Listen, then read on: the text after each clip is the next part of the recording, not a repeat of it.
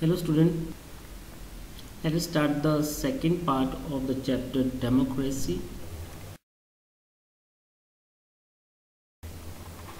in the contemporary world. As in the first part, through the two tales, the story from the child and the second story from the Poland, we understand that how democracies were established in different countries and which types of struggles they faces. Now first of all, what is democracy? It is made up of two words. Here the meaning of demo is people, while the meaning of cracy is rule, or we can say the network. So rule by the people or a network of administration in a country by the people is called democracy.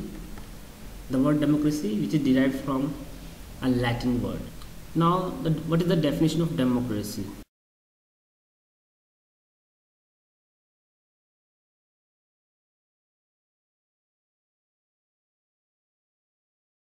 Democracy is a form of government where the rulers are the elected representatives, or we can say that the elected representative rule the countries. Means and elections were held, and those who win the elections, or those who known as the representatives, they form the government and run the country. This is called democracy. Means indirectly the people run the country and take all the major decisions of the country. Now in this part we have to see the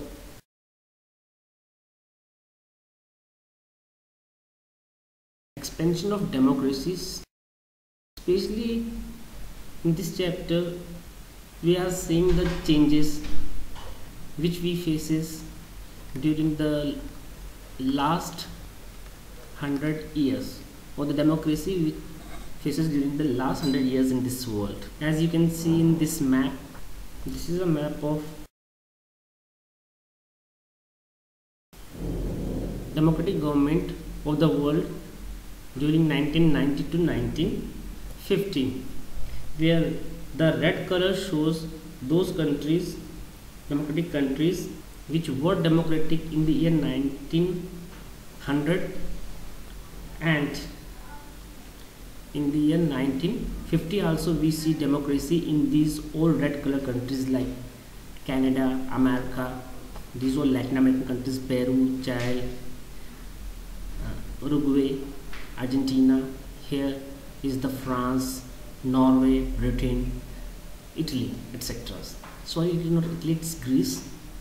On other hand, this brown color shows the countries where there is a democracy in the year 1950, but not in 1900. Means in 1900 there is no democracy in all these countries: Ecuador, Brazil, Egypt, Sweden, Finland, Italy, Australia, Philippines, India, Myanmar, Pakistan, etc. Those countries where there is no democracy in the year 1900, but these all countries become democratic after 50 years. This expansion of democracy is continue, as you can see here in this second map of the world. These are the democratic government in the year 1975. If you compare both the maps, then you can see here that yes, there are few countries like Egypt, here Brazil, all these Latin American, Chile, the Paraguay, Peru,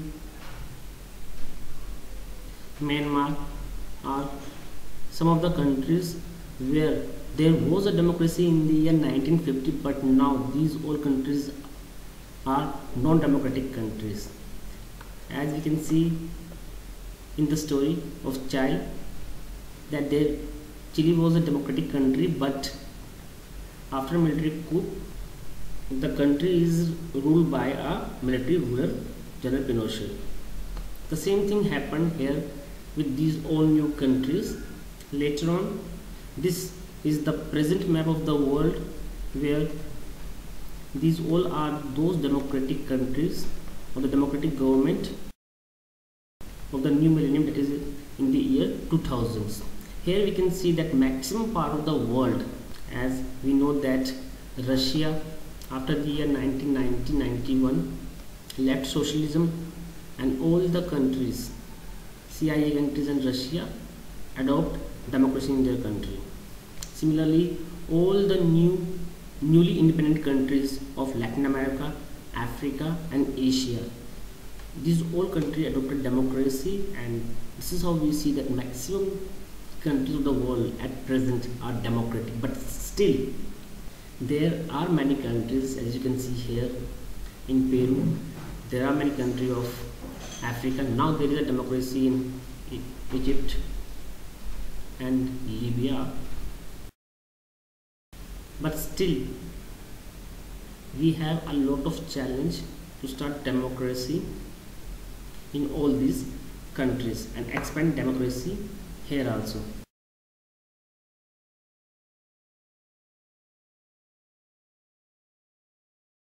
Now the major points which are emerged from reading all these three maps are that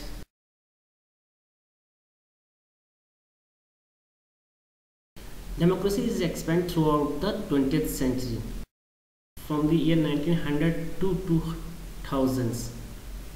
Continuously we see this process of expansion of democracy in the world.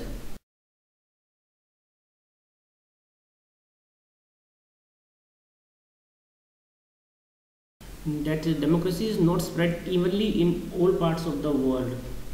First, it spread in some regions of the world, and then in other parts of the world. As we can see here that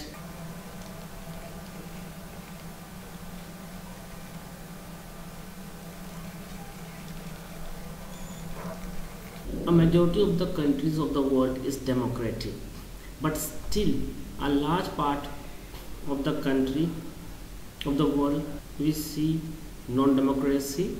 So this is what we see, all these things in this the map which we read.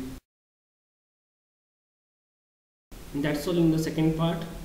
In the next part of our chapter we will study the phases in the expansion of democracy in the world, and then we go to the some international organization of the world, that are they democratic or not. That's all for this part. Thank you.